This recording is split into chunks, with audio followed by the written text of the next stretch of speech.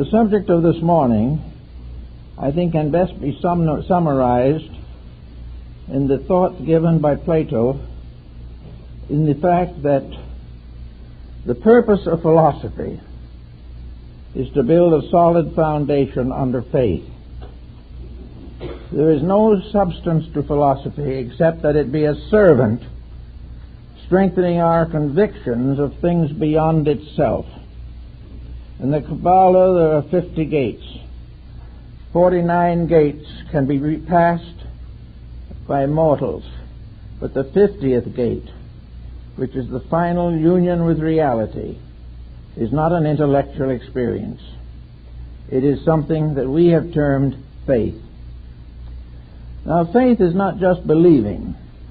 We have many people who have wonderful beliefs, and in some cases those beliefs constitute faith, but not always. Because faith must have a substance.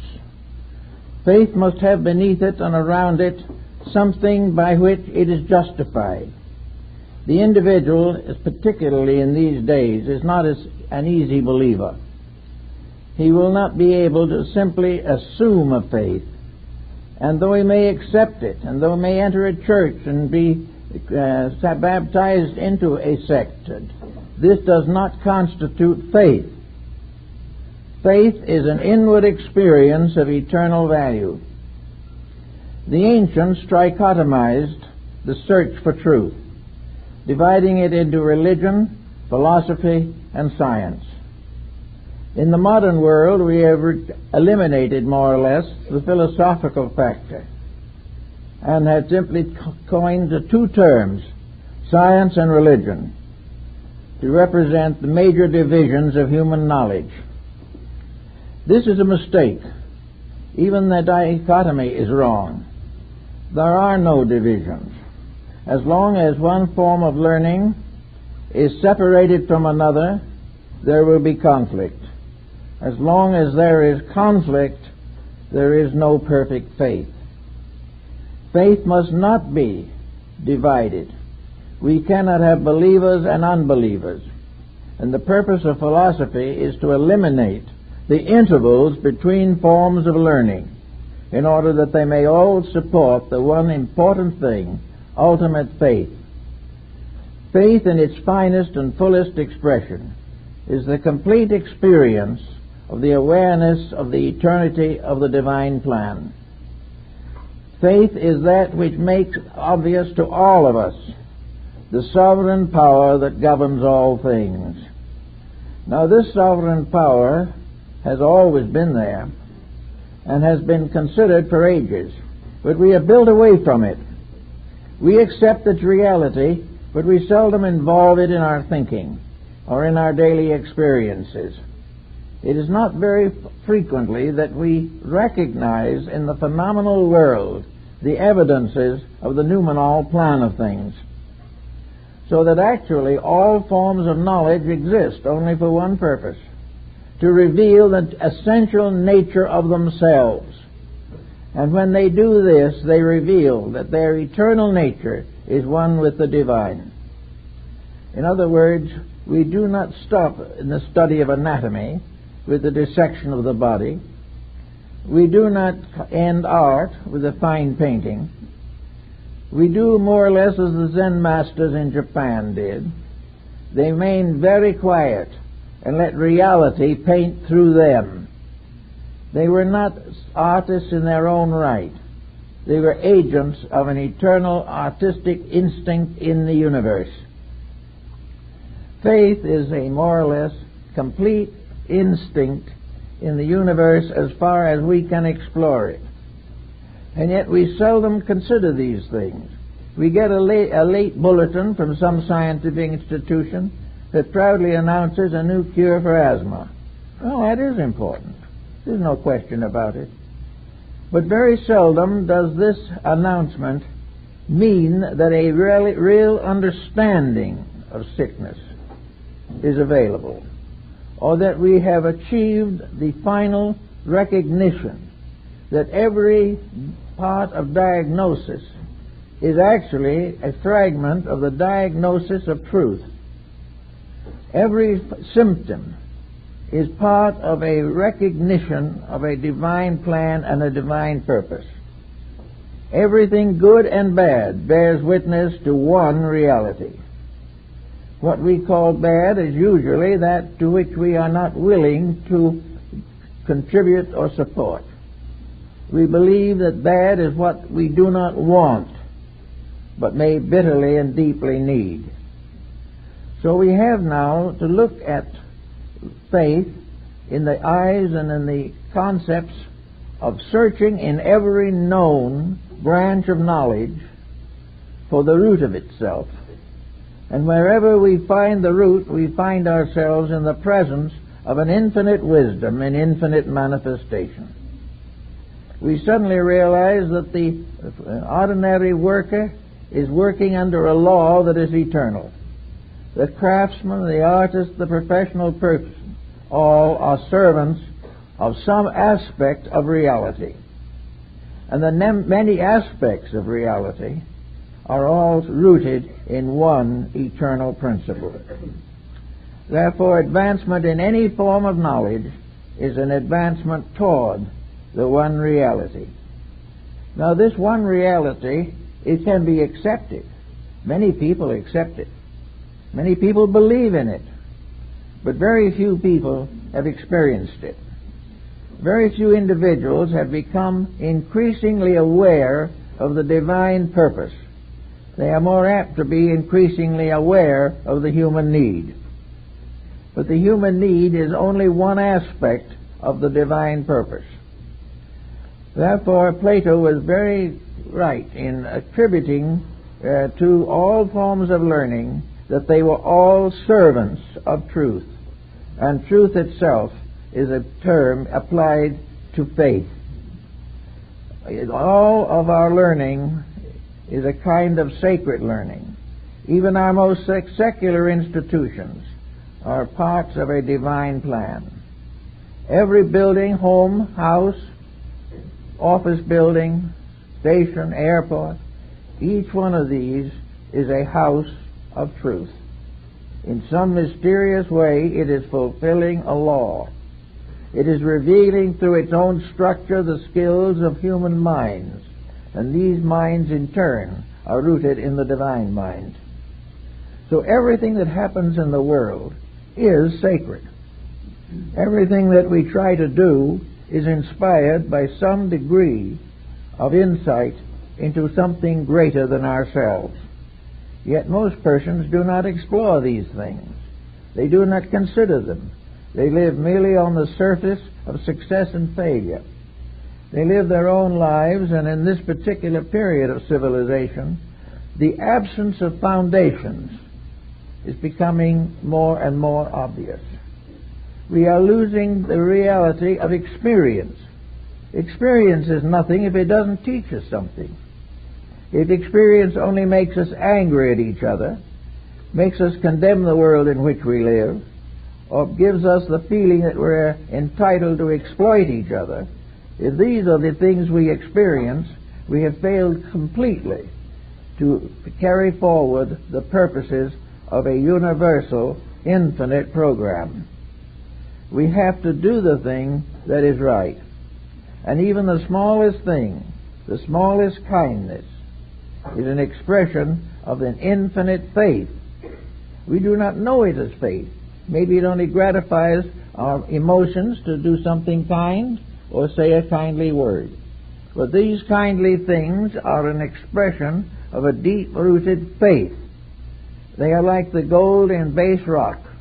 They are the veins of reality in a world of illusions.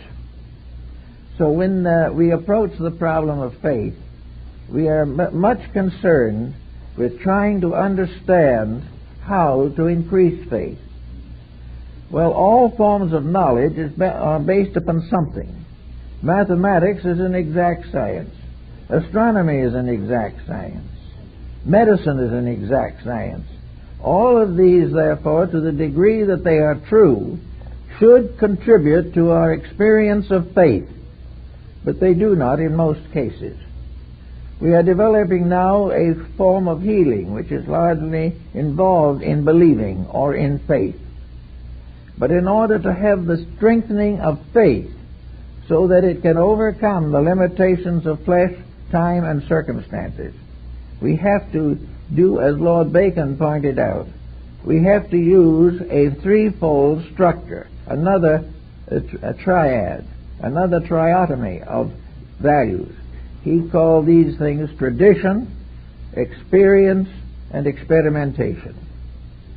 These are the instruments to find out what is true. And that, when found, answers the question, what is faith? Faith is therefore based upon the true experience of everything that happens. It is based upon the infinite variety of opportunities to learn. And we can learn anything from computers up and down. But the purpose of it all in the end is one thing: to build a solid foundation under faith. Faith is the only part of our lives that can sustain us in all of the emergencies of existence. Faith is something so infinitely and eternally present in our computations of things that we have to understand it. Faith not only is a believing, but it is a strength. It is that power within ourselves which, when strengthened, makes us greater than circumstance. Faith continues to support virtue in the presence of testing, trial, and discouragement. Faith, therefore, is man's internal strength. It is to his inner life what success or advantage or wealth may be to his outer life. The individual may be strong in wealth and weak in faith, and his life will be miserable. We abuse things that we do not understand. Abuse arises from ignorance. That ignorance is not necessarily the fact that we cannot read and write. Ignorance is the fact that we have not discovered the truth at the root of life. Then that truth is absolute integrity.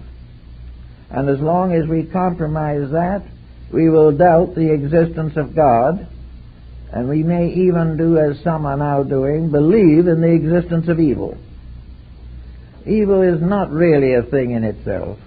It is simply a lack. It is an emptiness where there should be a fullness. It is a compromise because principles are not strong enough to dominate the life of the person. So in faith we are constantly working for the inward experience. But the inward experience alone can lead not necessarily to faith, but to fanaticism. It can lead to all kinds of extreme beliefs and doctrines and ideas that have no substance in integrity. Therefore we have to prove faith. We have to use the instruments by which we can discover the absolute integrity of space and faith. And we do this through history. We do it through all the sciences. We discover the exactitudes of mathematics, and we realize that they are there for something more important than counting bonds and profits. We can know the facts of astronomy, but there is much more we must know about the universe than the number and the positions of the planets and the number of holes in space. We know definitely that healing is part of this great principle, but we are still struggling with various imperfect methods. And when we have a small discovery, we feel tremendously elated. But all of these things are actually ways by which we can explore the sublime manifestation of existence, which is present in everything. We may talk all we want to and invent all we want to, but we cannot create that which arises in nature or arises in an inward life of things. We can plant the seed and grow the bush, but we cannot finally create the life that is within that seed. We can have all kinds of happiness and all kinds of misery, but behind all of these moods, there is either a strengthening of faith or a weakening of it. Now, Pythagoras and most of the Greeks like to think of the search for faith under such headings as astronomy, mathematics, and music. They chose these because of the exactitudes. But they meant to carry on the thought of the exactitude of existence. Actually, existence is completely lawful. It is completely benevolent, and it is designed to achieve the perfection of all that exists. But these great virtues are not immediately obvious to us. Sometimes we have to learn how to live by the experiences of dying. And that is why reincarnation plays a very important part in our philosophy of life. It takes away some of the unanswerable questions that plagued our ancestors. It gives us one more step towards the realization of a completely honest and perfect universe. It reminds us, as all things do, today we are in trouble everywhere because we have ignored the laws and have failed to keep the faith. This little planet on which we live is a very beautiful thing. It is a wonderful thing, and it is keeping faith with truth because it can do nothing else. It is one of the infinite manifestations of infinite good. But we living on this planet are getting into all kinds of troubles, largely because we have advancing knowledge but are not advancing understanding. We are becoming more skillful all the time but less virtuous. We are becoming richer but less happy. And as we gradually go along, we find our own misdeeds are responsible for the miseries which we would like to attribute to someone else. So here we are on this little planet where we could all learn a great deal, but we are so concerned with trying to handle the difficulties we ourselves have caused that we have no time to realize that these difficulties are in most instances obviously proofs of the eternal justice of life. In other words, these difficulties are not because the laws are bad, but because the breaking of them is bad.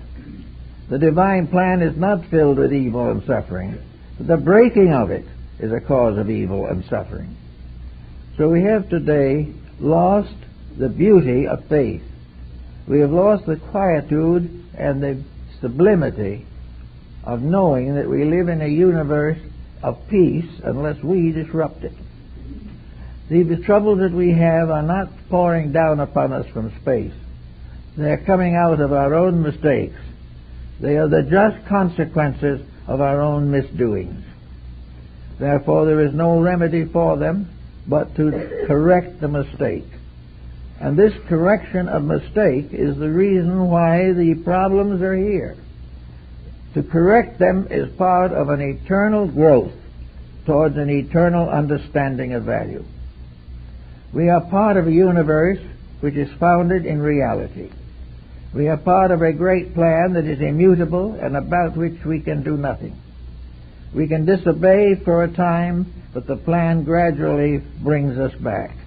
We cannot violate the universal purpose and be happy, secure, or well established in any field of activity. So we are looking now for this proof of faith. We say that deity is in everything. Well, one of the first duties of faith is to find that, to come to the inward understanding of the fact that looking upon the commonplace, we are seeing the face of God. That the sky and the birds and the earth and the flowers and the trees are all evidences of an eternal reality. So we study trees, but we study largely the type which we have named ourselves. We decide how long we can hold the timber before we have to cut it down to make something else out of it. We keep right on studying the names of 500 trees, where they grow and what of it. But the mystery of tree remains unsolved. The mystery of the fact of itself, its place as a manifestation of an eternal plan. The tree is a letter in an infinite alphabet which spells out all the truths we seek to know. So in everything that we do and everything that we come upon in the course of the day, we need to begin the study of the truth of it. And in studying the truth of it, the ancients, who are not as well equipped as we are for scientific matters, used philosophy. Philosophy was an effort primarily to find the justice in all things that happen. That means to find the reality of why those things have to happen. And if we find this reality, we strengthen faith, because we come closer and closer to a universe that is without weakness or shortcoming. Every time we see the fairness of a thing, we vindicate God. Every time we find unfairness in things, we condemn ourselves. So every form of knowledge, by means of which we come closer to a realization of the magnificence of life, every such form of knowledge strengthens faith. Now, the ancients used philosophy as the instrument and made philosophy the handmaiden of faith. Plato so often and so correctly stated that all knowledge must lead to faith or it is false. Philosophy is not an end. It is a means. It is a road that leads. Science is not an end. It is a means of exploring deeper into the mystery of the divine purpose. Yet in all these fields, this point is overlooked, forgotten, or ignored. One of the reasons why it is ignored is because it interferes with the right of the average person to make mistakes. It makes it difficult, or we cannot find the justice of being wrong. And when we feel like being wrong, we do not want to be criticized for it. So instead of trying to correct the problem by self-improvement, we try to correct the problem by enforcing laws, which in themselves are merely means by which we seek to govern our own mistakes. But reality, as Pythagoras and Plato and Aristotle, all these great philosophers realized, reality is the thing we are seeking. And the reality is best established by the realization that everything is exactly as it ought to be, except in our attitudes in which we have tried to ape the mystical symbolism of the fallen angels. The individual who tries to live contrary to the divine purpose is one of the fallen angels. He is one of those that has divided itself from the realities of existence. Jacob Boehme, the mystic, makes this point very, very clear, that we either belong to the good or we are perverting the good. Either we are doing that which is eternally right, or we are trying to get along by doing things that are temporally partly right. We do not dare to face the actual problems that lead to faith. Now, faith is a quieting thing. Faith does not go out to convert people. Faith is actually an inner experience, and it comes only to the individual who is able to control his own attitudes sufficiently to enable him to examine himself quietly, peacefully, thoughtfully, and regularly. The actual problem of faith, therefore, calls for common sense. The uneducated person has difficulty in faith because while he may believe, and while he may claim to believe, he has no proof. He has no proof because his only inner believing is in his mind or in his emotions. He must therefore gradually achieve what Bacon refers to as experimentation. He must test his own convictions. He must find various ways of proving from things around him the facts about things inside of him. He must gradually, day by day, year by year, and sometimes life by life, understand the experiences which he inherits with each embodiment. He must always be on the alert to find out something that strengthens his knowledge that the universe is right, and also that the universe will continue to be right and will not be compromised by any action of any living thing. When the individual raises his hands against heaven, it is his hands that fail, not heaven. There must always be the immutable reality, and this is the thing faith seeks to find. And faith is the actual experience or experimentation with knowledge, with realities. The history of philosophy is a history of the unfolding of faith. As long as, however, we consider it the story of schools of thought, and they are irreconcilable and are not possible to unite into one unity. Unless philosophy is one, philosophy fails. Yet we have divided it into schools, trying to assume a competition in the realms of reality, that we can have one religion and another man has another religion, and therefore there are two religions. This is not true. There's possibly only one religion and neither of them has it. And if there is one that has it and they are equal, the other has it also. And the moment they both have it, they shake hands. While they do not have it, they kill each other. This is what we have in religion. It is a struggle for survival and supremacy on a level of spiritual ignorance. It is something that we are not willing to understand in its fullness. Every time we cut down a tree, every time we exhaust a resource of petroleum, every time we find a merger in which vast conglomerates come into existence, we are in the presence of danger, a presence of error. We are going against nature's edict that we do not own anything, not even our own souls. All things belong to one, the supreme power, which has the right to manifest through every creature, but it can never be stopped by any effort of the human being to prevent the free flow of enlightenment. Actually, therefore, all of these divisions are subject to modification, according to Bacon, in his Novum Organum. It's necessary for us to discover, to our utter astonishment and perhaps dismay, that mathematics and painting and the sonata in music are all one thing. They are the same truth expressing in different ways.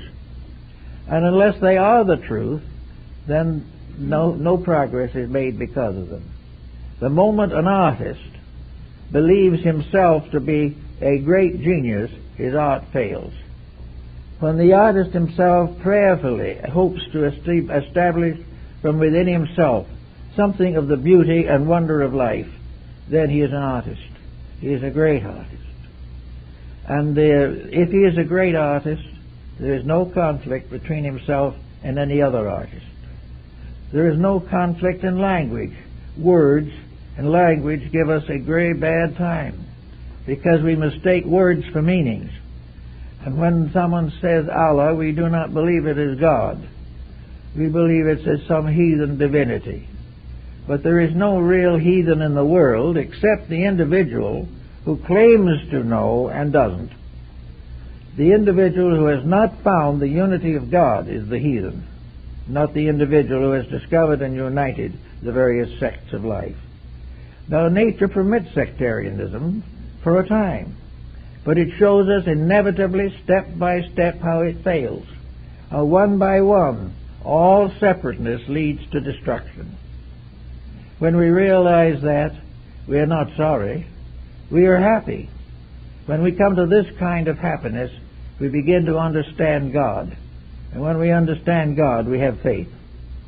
But as long as we believe in the things that cause misery, any term of faith is purely intellectual or emotional. It is not grounded in the personal experience of truth. And this personal experience is the thing that counts. Therefore, we have the problem of trying to find how to support faith. We could start in the kindergarten, or certainly the first grade in school, because faith is involved deeply with reading, writing, and arithmetic. And today all three of these have a tendency to be neglected. We do not believe much more in learning how to read and write because we expect to turn it all over to a computer. We expect to take it all from a TV screen. And you see the condition the television is in.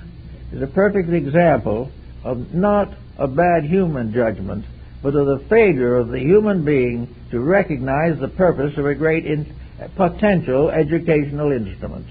The misuse by us is the cause of trouble. And it is the cause of trouble in every one of the great inventions that have come to us in the last 100 years. Every one of them has been abused. Each one of them is based upon a natural law or upon the discovery of forces, powers, and substances which abide in nature. These are there to be used. We have used them to abuse, and the result is our misery is magnified. This little planet, like Joseph's coat of many colors, is a mass of individual groups of people whose faith may be different from ours, but in most cases is not much worse than ours, for the reason that our faith and their faith have not led us to the brotherhood of man. We are still fighting against the unbeliever or the disbeliever or the misbeliever. We are not trying to discover by testing and going back to find out what the universe intended. We have not gone back in history or knowledge or to discover how one by one differences fail, how one by one we are destroyed by our inconsistencies, and we are also destroyed by our lack of brotherly love and fraternity. Yet we do not learn these things. We keep right on going, using the scientific answers as final, taking numbers to signify facts, when in reality, behind it all is this wonderful, all-living thing upon which we all depend. Every cell in our body depends upon something. We have never really found out what. We do not know how it is that the human being has become a human being. We can't manufacture one, and will never be able to. Yet there is more intelligence, more consciousness, and more faith inside of the cells than we are able to manifest in our daily life. When cells are sick, they know it. When we are sick, we think it's just something that somebody else is trying to do to embarrass us. We have no faith in medicine, or very little, because we find that the average physician is no longer bound by the Hippocratic Oath, is no longer devoted to the priestly tasks of preserving health, and because his vision has clouded, his therapies are inadequate. The only way he can come back again is to be the physician. And then, being a physician, permit his body, his mind, and his conduct to be open, to be moved by the one physician that can cure all things. Until each of us finds a way to brotherly love and to service, the problems we have are not going to be solved. And they shouldn't be. This is not because the universe is rough on us. This is not because we are victims of some divine conspiracy of gods in the background of things. These mistakes are simply due that we cannot learn or do not learn from experience. There is nothing that is happening to us today that is disagreeable that hasn't happened before. We are just a little bit more advanced in our skills, therefore our mistakes are more deadly. But we are still making the same mistakes that were made long ago when somebody invented a bow and arrow. It's the same principle. And we haven't learned what to do since the bow and arrow game. We know that a lot of things have happened then, in weaponry particularly. But we advance weaponry as an evolving of a defensive art, when in reality it is nothing more or less than an emergency effort to survive in the presence of our own mistakes. So we have a lot of things to think about in order to find out just exactly how we can develop a faith that is so strong that our own mistakes cannot shake it, that the world around us cannot cause us to misinterpret it, and that altogether we will be able to unite for the purpose of making a world worth living in. And a world worth living in is what we had in the first place, but we didn't know how to keep it. Now it is obvious that we had to grow. Children have to grow. Parents have to help their children to grow. And in this case we have one universal mystery that is the parent of all that exists. And the purpose of growth is to unfold the one universal reality in all of us. This reality is immutable. It is unchangeable, inevitable. And the fact of this, when it becomes obvious to us, is the basis of the most enduring faith that is possible.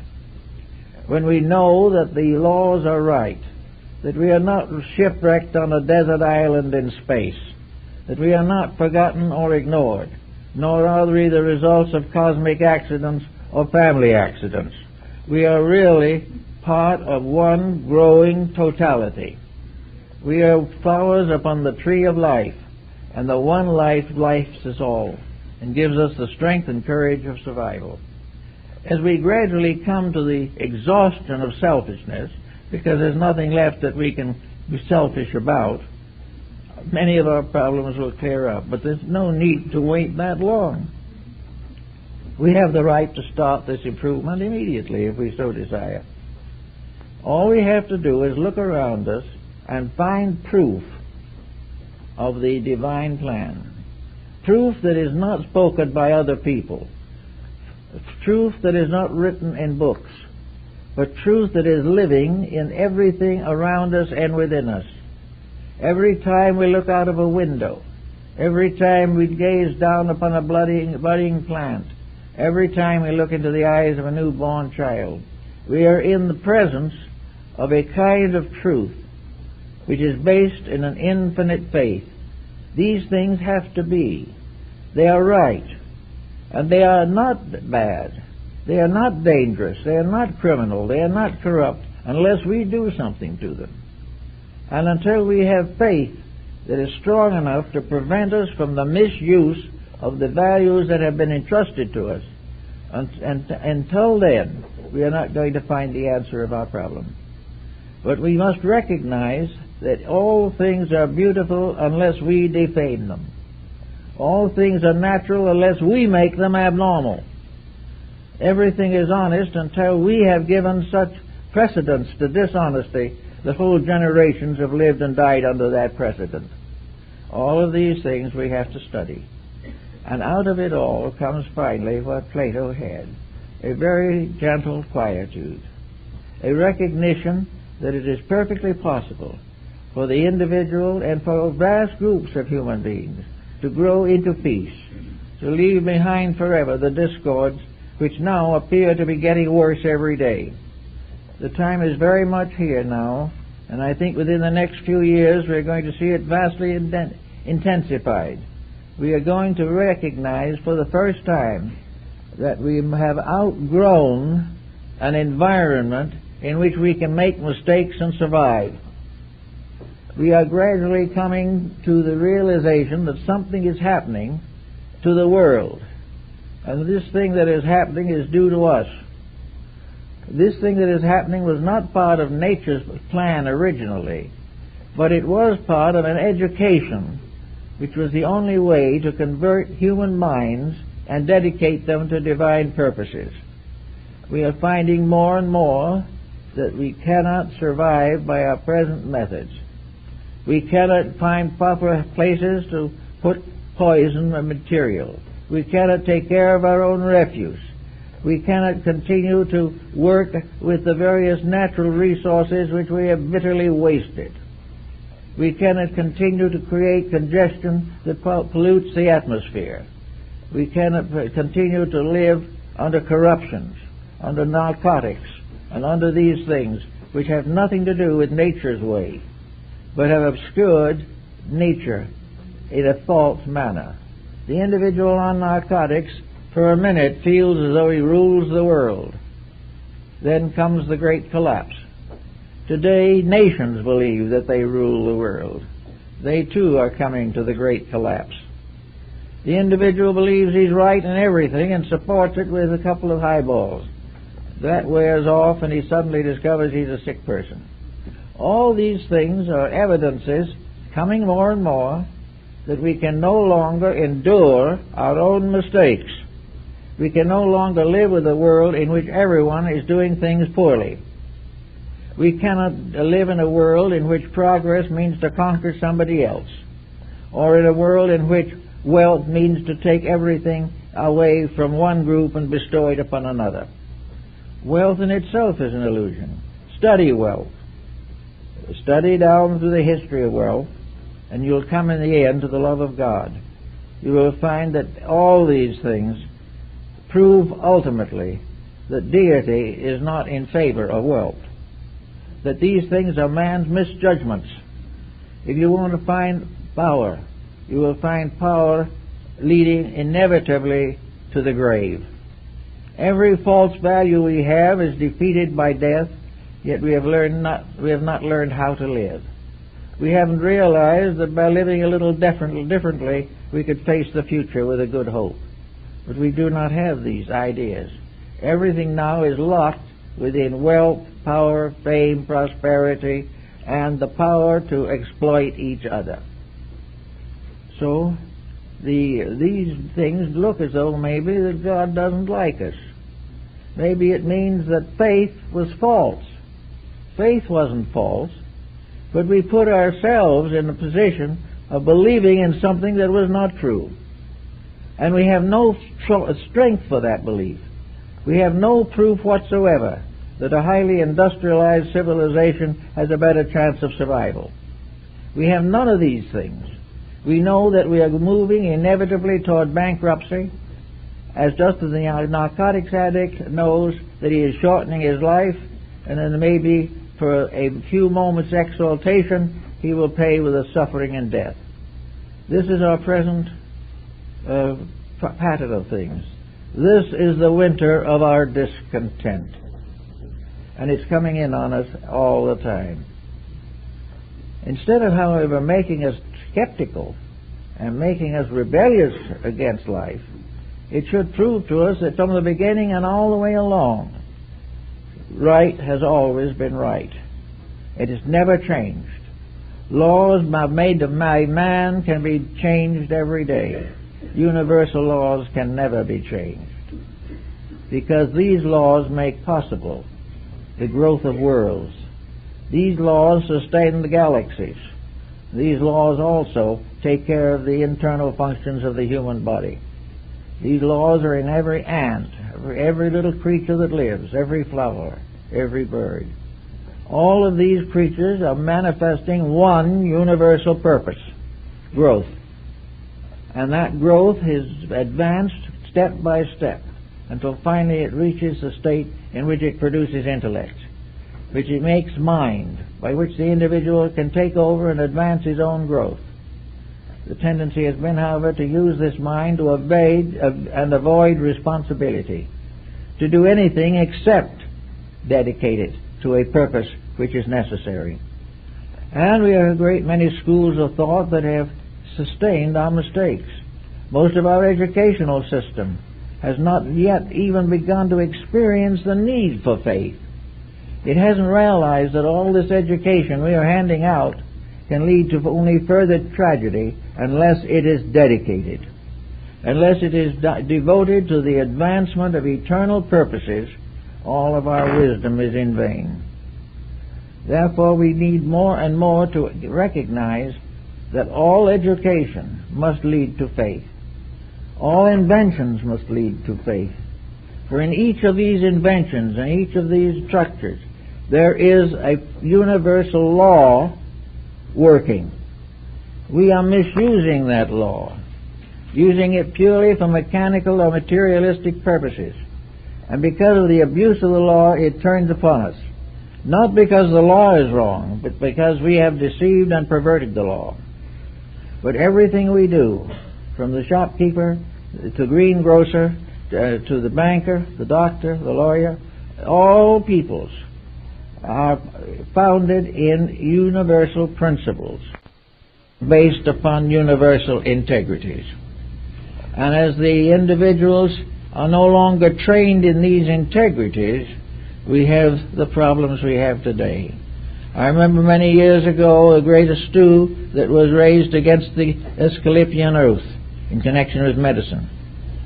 No one wanted to swear that they would use healing primarily for the common good. There was a little element of profit in it somewhere that had to be emphasized, and the code had to be rewritten to allow it. Well, It doesn't make any difference how we rewrite anything. The infinite plan goes on. The Asclepiads of old were priests of the temple. They were a family descended from the gods. They had their own ideals, their own dreams, and their own purposes. And they served as a priesthood the needs of the sick. It was in Rome that medicine was secularized for the first time, and within 5 years a whole group of laws had to be enacted to prevent malpractice. Up to that time, no such laws were necessary. Where there's no profit, there's not much malpractice. But we have forgotten that the glory of help, the glory of helping those who are in need, is part of a basic religion. And without this basic religion tempering all our conduct, we will always have mistakes and misfortunes to labor from. So we have to think very definitely that the miseries we're in right now are the strongest inducements to the attainment of faith that anything could happen to us. Now is the time when the need for faith means that we have to have something to live for besides the privilege of exploiting each other. Those days are gone. And yet the individual without faith and without ideals, if he is deprived of his physical advantages, is going to be very unhappy. In fact, in his ignorance, he may turn upon those who are his benefactors. The exploitation principle is now deeply enmeshed in human character. But it doesn't make any difference how deeply it is there. It will not succeed, and it must inevitably fail.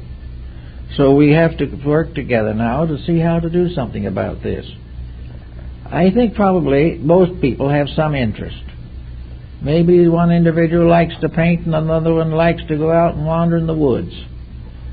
Someone likes to sit quietly and read, and a few, unfortunately, enjoy murder on television. But the actual fact of the matter is we've got to start with what assets we have. And our assets are our needs and the gradual realization of those needs. We have to build upon whatever talent is available. If you're a musician, that is your talent. If you're a poet, that is your talent. A photographer, the same. Now this talent must tell something to you. The talent is not simply that you can make a picture that can sell or write a piece of music that can be sold. All these things bear witness to one point, that there is a creativity within yourself. And that this creativity within yourself can be unfolded, enriched, until it becomes the scientific foundation for your faith. Upon the evidence of your own sensory perceptions, upon the evidence of the accomplishments of certain practices through effort, through struggle, you gradually come to the realization that faith is something that is founded upon achievement, founded upon proof, and the proof of faith is that you yourself are happier.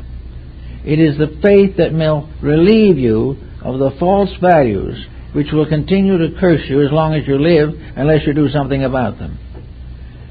Now in schools of learning, therefore, every university should realize that regardless of what it thinks about itself or knows about itself, it is actually a church. Because anything from the language up, from the alphabet on, has sacred significance. Every art and science that is given carries with it moral responsibilities. And if these are not accepted and assumed, if these are not recognized and taught, the education will produce a group of highly schooled rascals whom we'll have to live with in spite of our miseries.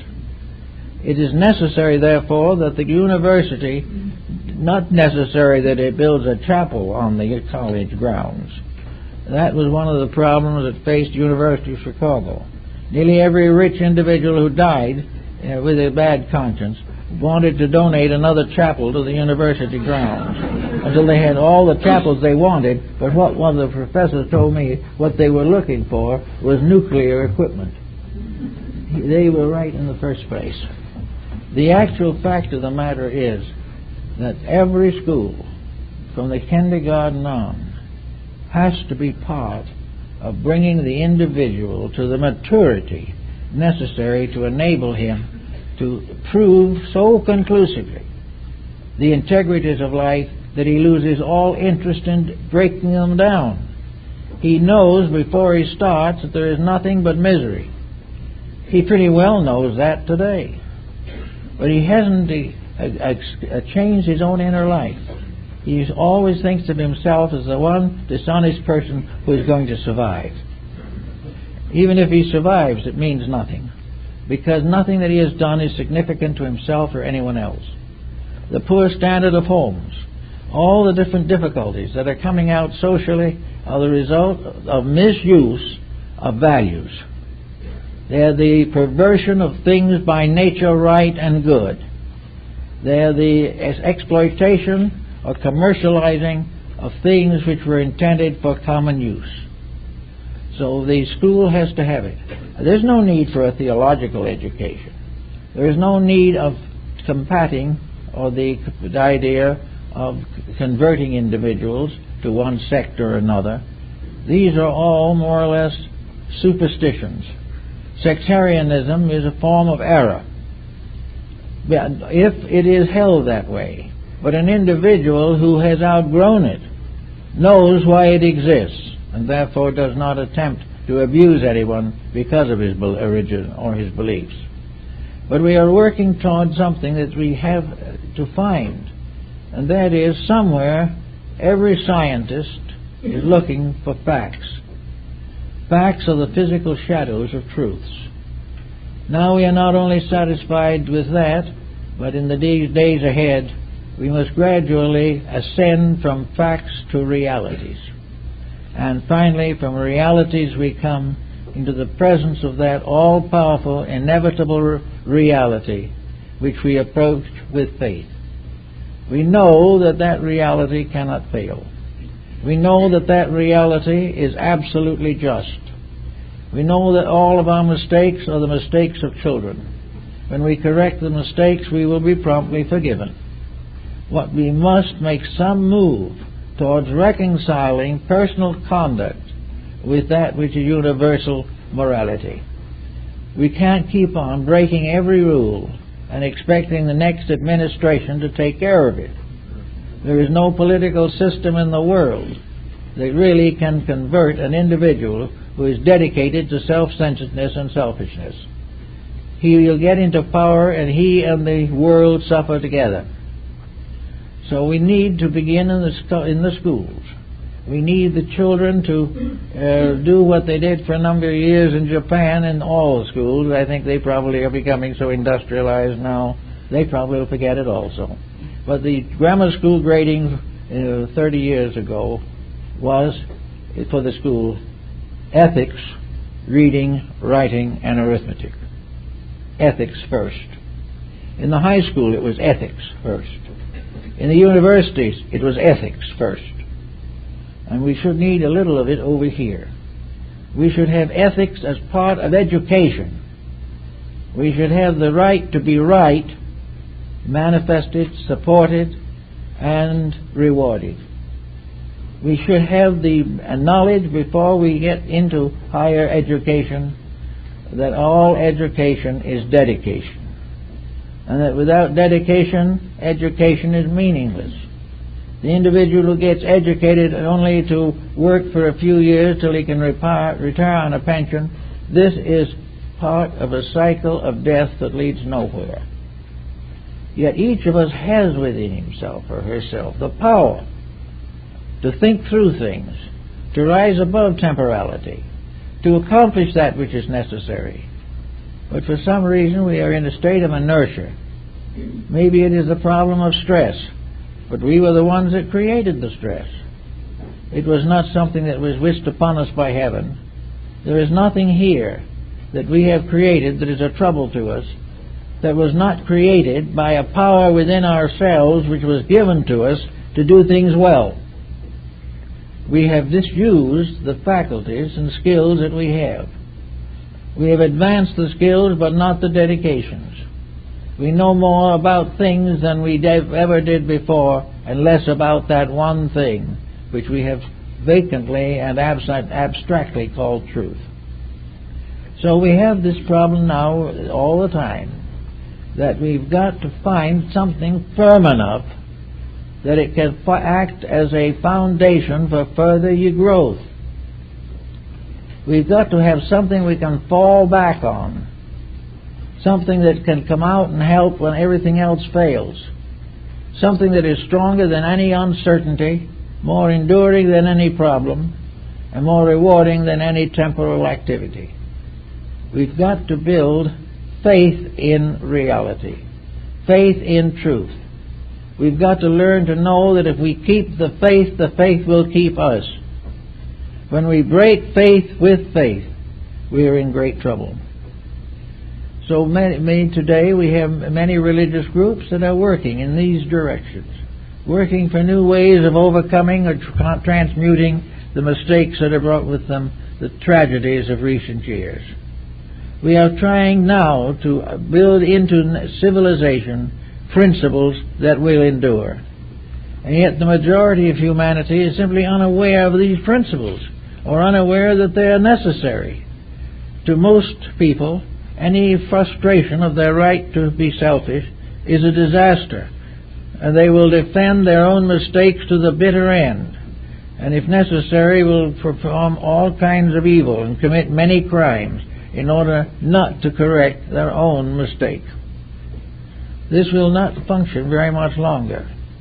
We have told that the atmosphere is dangerously polluted.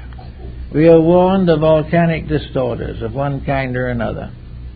We are warned of economic and disasters, of health disasters, of the exhaustion of natural resources.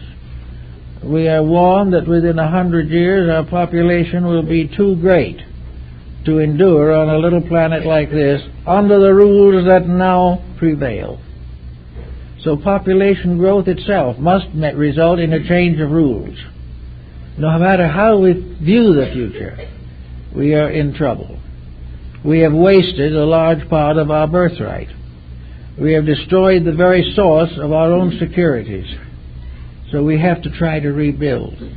But we will not rebuild unless we have some faith in something more important than the mistakes we are making. We must build for a future because we believe in a future. We must save our various values and our natural abilities because we believe that they are important. We must do everything that we can to conserve resources, even though we might like to spend it all today.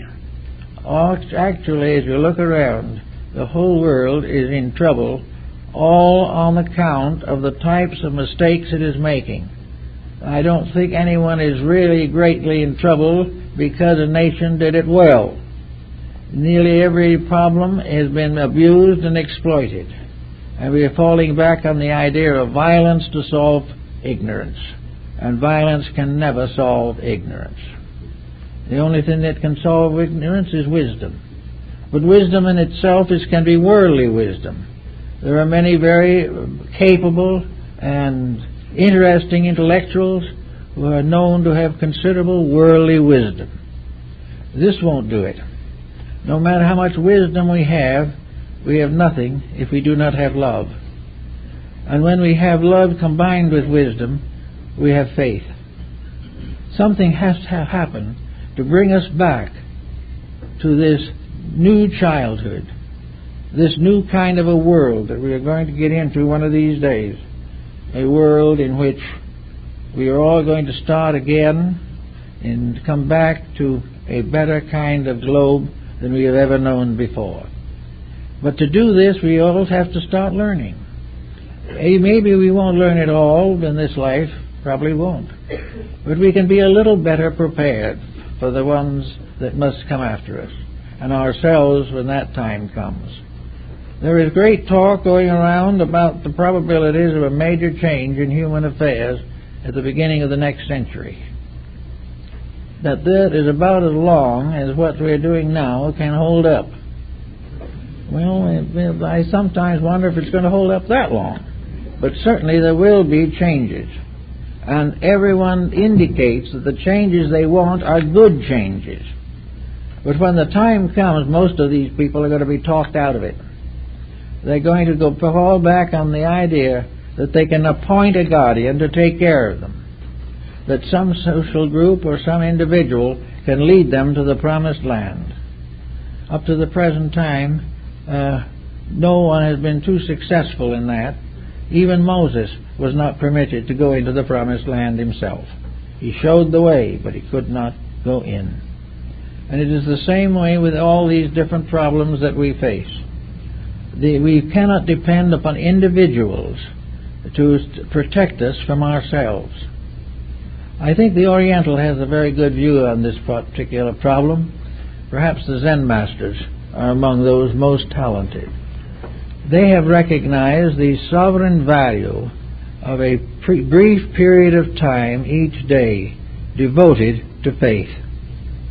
That in a world that is busy with everything you can think of, and a world that wastes hours and hours a day on various poor programs and entertainment, the individual feels that they have very little time in which they can think, or has very little entire interest in thinking. It's all a matter of social security and a job and those types of things. And in the midst of it all, homes are falling apart, young people are becoming more and more restless and delinquent, and everything is going from bad to a little worse, and everybody is doing just as they always have. The Zen masters, one of the first things to do is to set aside a little bit of time to the simple purpose of thinking.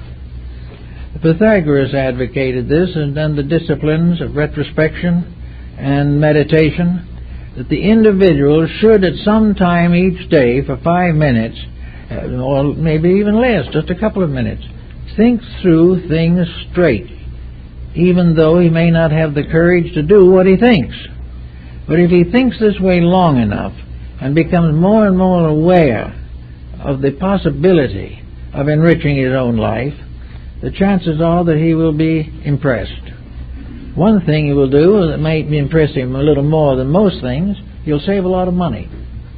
Because we are now using a vast amount of money simply to forget ourselves. Because we can't stand ourselves. We can't be quiet alone.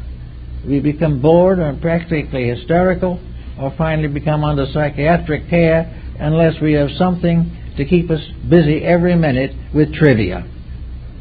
But if the individual could do a little thinking, he can also find a judgment for it. He can take something he wants to know that would be in the right direction, and you can use it for a few minutes every day. He can go back to a school in which he has learned to be the teacher himself. He can find the texts and works necessary to give him the next step of personal inspiration. If he needs to join groups to do it, so fine. But if he is not inclined in that direction, he may do it himself. But to the Zen people, it is simply a problem of recognizing the importance of being still in order to know. That there is no way of knowing while your frontal mind is busy committing acrobatics. Where there is no way of getting these insights you need if the brain is a haunted house. It has to be something that is done in quietude. We find usually that we can't even control our own thoughts, let alone trying to control the world. We can't control ourselves. But little by little we can increase this control. We can use the faculties we have to do something worthwhile. And in the Zen concept, silence becomes the doorway to faith. Silence becomes the means of gradually extricating the faculties from the horrors and miseries of daily experience. Silence is peace, and the power of eternity abides in peace.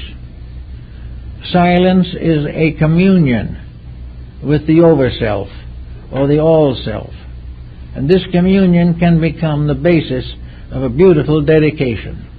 And this dedication is necessary to anyone who wants to live a little better in this confused world.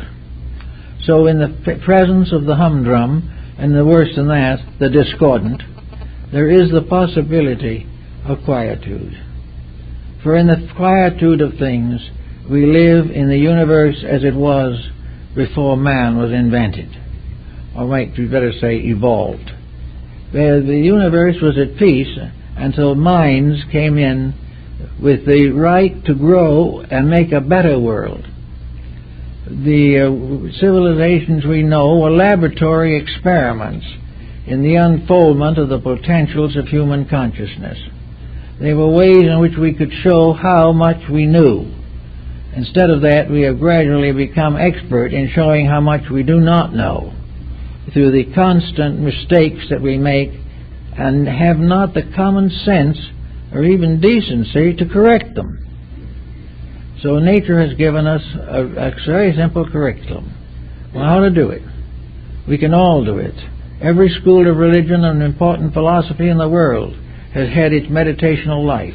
It had its quietudes, had its efforts to search into the mysteries of first cause, had the infinite desire to find out the reason for existence. It has been assumed that that quest is vain. They will tell us that it can't be done, that there is no way of knowing. This is true if we try to use the outward methods, but internally there is always a road open. There is never a moment when the path inward cannot be found if we want it badly enough. The great problem is that we have not really sought for it. What we want to do is to go inward and at the same time be as prosperous as possible on the outside. And the combination of conflicts, the search for realities, and a code of life that cherishes unreality, the desire to be better but not give up anything about being worse. Always we're trying to dichotomize these things so that we can carry water on both shoulders. We can pray for benefits and at the same time abuse all of the laws and purposes of life. It becomes obvious that this isn't possible. And now we're beginning to see it. And for a long time, there wasn't much we could do about it if we did see it. The world was in slavery to very false systems that had endured for long periods of time and which had to go. But now the average person has the right to build something better. Our own country was created by men and women of vision who wanted to give this world a better place to live in. We have gradually mistaken the meanings of things. We have lost our true dedication to the integrities of our own systems of life. We must find them again and outgrow them and go on to something better. We cannot get rid of them, though, without outgrowing them. All progress is an upgrowing. There is not one step that is taken, which we call progress, that isn't merited by consciousness and conduct. These must work together to accomplish the purpose. And therefore, in our search for faith, we must earn it. We must need it, we must desire it. We must dedicate to it. And in doing it, we can be doing it very simply to start with. Just gradually become aware that there is a universe, that we are citizens of it, that we will always be citizens of it, unless we put ourselves in exile by our own mistakes. And no matter how bad the exile is, we will always return.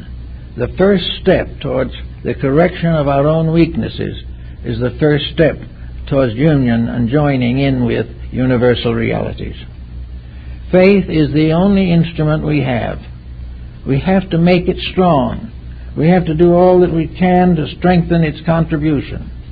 We must build into it every truth discovered by science, every bit of wisdom gathered by philosophers, all of the beauty given us by art, all the truths revealed through science.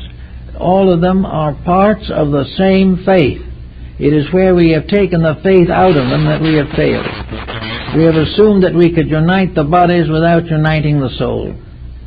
We have believed that these arts and sciences are separate beings. They are not. They are merely the manifestations of one eternal principle. All of these things, every artist draws nothing but that which is within himself. And if his drawings are rather strange, it's because he's rather strange. But in all matters, the inner life is the key. So we have to begin to work on this idea that nothing will live without faith. No merchant can succeed without faith. And faith is not in the faith of his product. It is the faith of his own character in the handling of his product. It is the wisdom and skill and conscience within himself that ultimately determines the success of his enterprise. So I think for the average person, we start with something with faith. We can look around us in things that have already happened. We will find things we did well and we're glad of it. We will find things that we made mistakes and suffered the penalties. Also, we will be able to look around us in civilization and see others making the same mistakes and also making the same corrections. If we watch the corrections, then we are following what Bacon called experimentation. Society has been experimenting with life for a long time. Science has been experimenting with life. And the only thing that science has really learned is that whatever it is, we're not doing it the right way. And having discovered that, we begin to search for the right way. And Bacon gave the novum organum, or the new organ of learning, and an organ that it combined spiritual integrities with intellectual and physical facts. The proof of morality in the laboratory, the proof of philosophy in the merchandising, the proof of wisdom in the commonplace, the proof of maturity in the child, the proof of fidelity in the home. All these things work out, and wherever the rules are broken, something is lost, and ultimately one who breaks the rules must pay. So faith is established on the realization that we live in an absolutely honest universe, and that there's nothing we can do about that except be honest ourselves or suffer. We are in a universe that has purpose. We don't know what our purpose is most of the time. We are in a universe that has a future and knows where it's going. We don't. But we can gradually develop a sufficient structure of facts available to us so that we can begin to trust a future, because we know the principles and laws governing action, and we have discovered some of their workings. It is perfectly possible for us to gradually and in reasonable time make the changes in ourselves. These changes may not all happen at once, and we may go out of this embodiment with these changes only partly made, but that isn't important. Nothing is important, because we're going to come back with the new changes and be that much further ahead. And because of what we learn now, those who are coming into birth 1,000 years from now will be much wiser and better than we are, because we are them, and we are growing up.